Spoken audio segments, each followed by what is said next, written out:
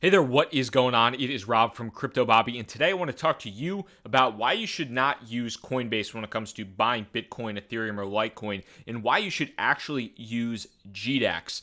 And it has to do with saving a ton of money on fees, especially if you have any type of volume into your buying and selling. This is going to save you a ton of money, especially if you're new within cryptocurrency and starting to invest in the crypto space. Again, my name is Rob from Crypto Bobby. Thanks for taking the time to join me today. And like I said, I want to show you exactly why instead of using Coinbase, you should use GDAX. And first of all, Coinbase is a fantastic company. It is, in my opinion, it's a fantastic company, at least in my opinion. I think it's in a lot of cases like the gateway drug for cryptocurrency. It's the first step for a lot of people, especially in the United States or in Europe, to get into the cryptocurrency space. In the first place, you're probably going to ever buy Bitcoin, Ethereum, or Litecoin, which are the three cryptocurrencies offered on Coinbase's exchange.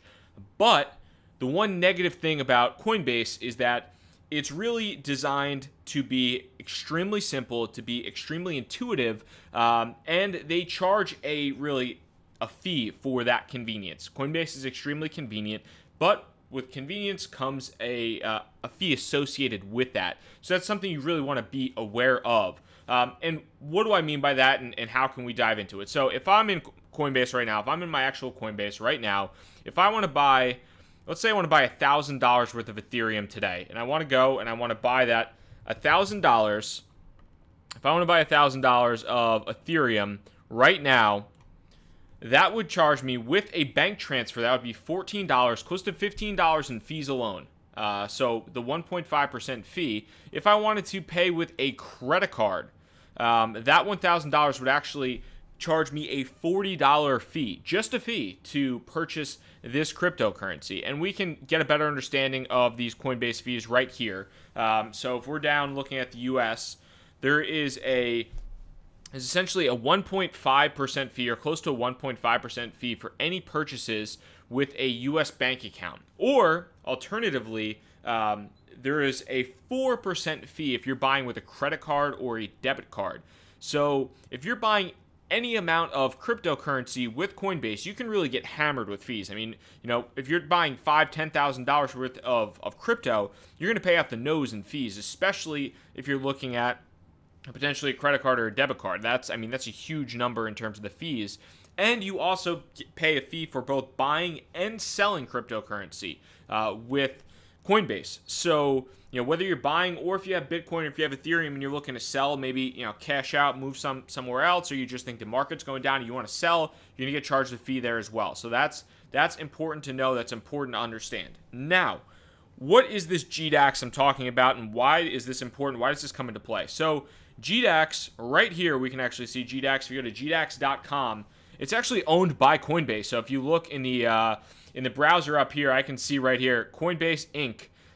So it's the exact same company as Coinbase, and this is kind of their exchange platform for institutional investors, for more advanced, for more active traders. And it's a really cool user interface. I like it a lot. It's not as newbie friendly per se as Coinbase. I mean, really the only options you have on Coinbase is buy and sell. It's pretty simple. It's pretty hard to screw things up.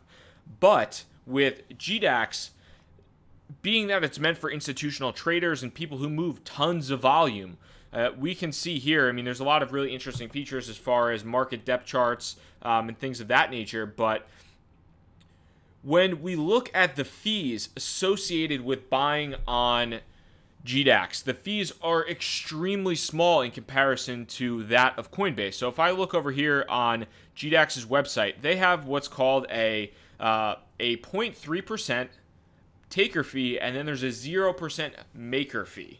So what does that mean for you? And this is really, if you're new to cryptocurrency, or unless you're moving a ton of volume, you're going to be paying this 0.3% taker fee, and you'll be paying a 0% maker fee. So what does that mean, and how does that compare? Well, number one, the most fees that you'll be paying on GDAX is 0.3%. The cheapest amount of fees that you'd be paying out on Coinbase is 1.5%. So that is a massive, massive difference that you are saving in and of itself. if you're utilizing a bank account, or if you're using the USD wallet, which essentially come from a bank account or a previous sale on Coinbase, you're paying 1.5%. The most that you would pay on GDAX right here is 0.3%. So it's significantly cheaper to interact on GDAX. But then you also see this 0% maker fee. So there's an opportunity for you to actually have free trades on GDAX. Free trades meaning that you literally don't pay a fee. Whether, if you're selling $100,000 worth of Ethereum or $1 million worth of Bitcoin, if you utilize a maker fee, you pay no dollars in fees. So what does that mean? Let's pop over here and let's talk about things real quick. So if I have Ethereum right now and, rather than buying, I want to sell. Rather than buying, I want to sell this Ethereum. Let's say, I have right now 3 ETH in my wallet. If I want to sell this 3 ETH, this is going to cost me $1,000. It's going to cost me $1,000, or it's going to net me $1,000. Excuse me. It'll net me $1,000, but there's a fee associated with that, and that fee is going to be that 0.3% taker fee. So what we can do here, and I'll actually do this just as an example, and I'll eat the fee so that you guys can really see this in real time of how this works. But I'll go in here and I'll eat this fee. So I'm going to go ahead and I'm going to sell 3 Ethereum at the market price, which means that I am essentially the taker of the market, which means I'm going to pay that 0.3% fee. So I'm going to sell this order. I'm going to hit that. And I just went in and I sold a market order of 3 Ethereum at, we can see here, $334.61. And I paid a fee of $3 to sell. I paid a fee of $3. If I went back to Coinbase, if I were to sell, or if I were to buy 1,000 Ethereum with a bank account, I would have paid $15. So, that's a significantly lower amount of fees. Obviously, you can understand that. Now, what can I do to avoid paying fees in general? You see this market tab, and then you see limit and stop. So market essentially means when you are doing a market order, whether that's a buy or sell order, you are taking the market. You are the taker. You're essentially saying, whatever the market is at, I'm going to take what the market's at, and I'll pay for it, whether it's buying or selling. Now, if I want to do a limit order, what does this mean? I want to buy something at the limit. So right now the price of Ethereum is $332. And maybe this trade's actually going to work out for me a little bit because the price has gone down in real time. So we'll see how this goes. But so right now the price of Ethereum is at about $332. I want to buy some. So I'm going to put the order underneath where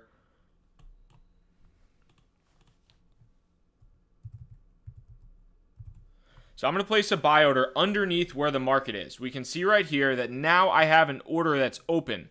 I have an order that's open at $332.50, and that was just filled. So what just happened? Essentially, the market was above, so the market was at $332.65. I placed an order underneath the market, meaning that I waited for the market to reach me. I waited to become the actual taker of this market. Excuse me, I waited to become the maker of the market. I am essentially making the market. I'm saying if the market goes down to $332.50, I want to buy those 3 Ethereum.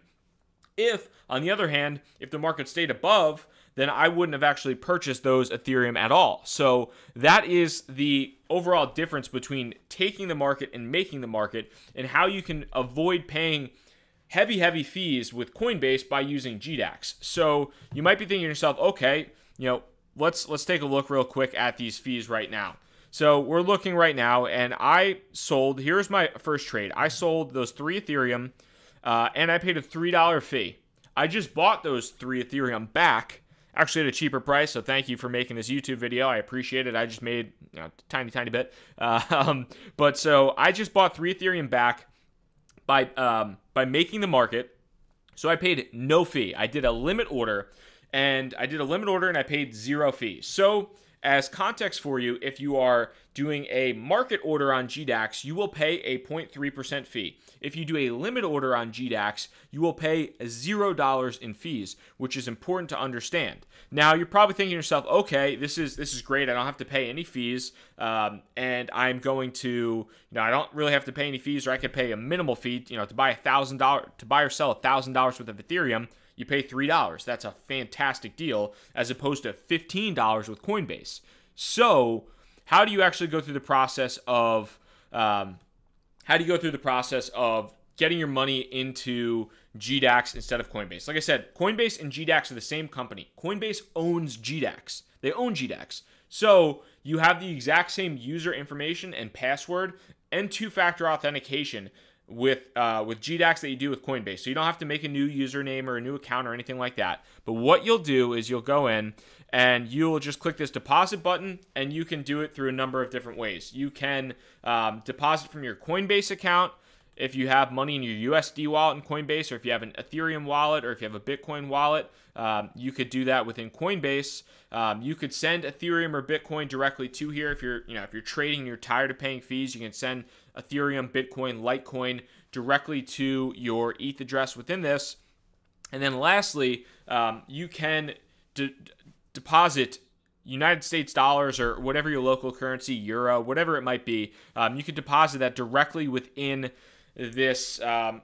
You deposit the funds directly within GDAX, and that's what I'd recommend. So if you're signing up with Coinbase, you're thinking about buying your first time, or you've been buying and selling Bitcoin, Ethereum, or Litecoin on Coinbase, stop what you're doing, stop paying the fees, go to GDAX.com, which is owned by Coinbase, and move all of your trading activity from Coinbase into GDAX, because you're going to pay way less fees and ultimately save yourself money in the long run. And when you save yourself money, you can invest that back into cryptocurrency. You can really do whatever you want to do, but ultimately, you're able to save money, you're able to invest better. And quite frankly, I enjoy the user interface of GDAX significantly more than I do that of Coinbase. I mean, Coinbase is, in a lot of respects, it's like I said, it's meant for newbies. It's meant for your first step into cryptocurrencies. It's kind of that gateway drug that's like, oh wow, this stuff is awesome.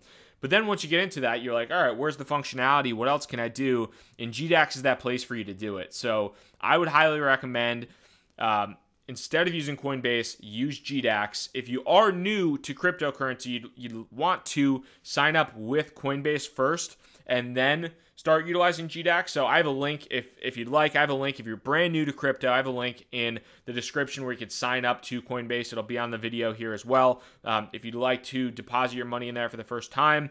But that is definitely my recommendation, is utilizing GDAX to save money on fees and not utilizing Coinbase in the long run, because GDAX is a much more powerful platform without the fees and will give you a lot more insight into the data and the things of that nature that are going on long term. If you have any questions about this, please let me know. Happy to clarify on anything that you need. Again, my name is Rob from Crypto Bobby. If you found this helpful, if you found this interesting at all, I would love a subscribe. That would be fantastic. I come out with daily YouTube videos on cryptocurrency, basically where I can provide insight, where I can be as helpful as possible. And ultimately, the goal of this channel is really to help you out and provide insight where I see fit without, crazy altcoin shilling or any kind of that BS that's associated with a lot of other people out there. Again, Rob from Crypto Bobby, hit me up with a subscribe. I would really appreciate that. Love that. Any questions, comments, please let me know. Thank you so much for taking the time to watch this video, and I hope you have an awesome day, night, wherever you're watching this. Trading, buying, selling, holding. Good luck. Kill it.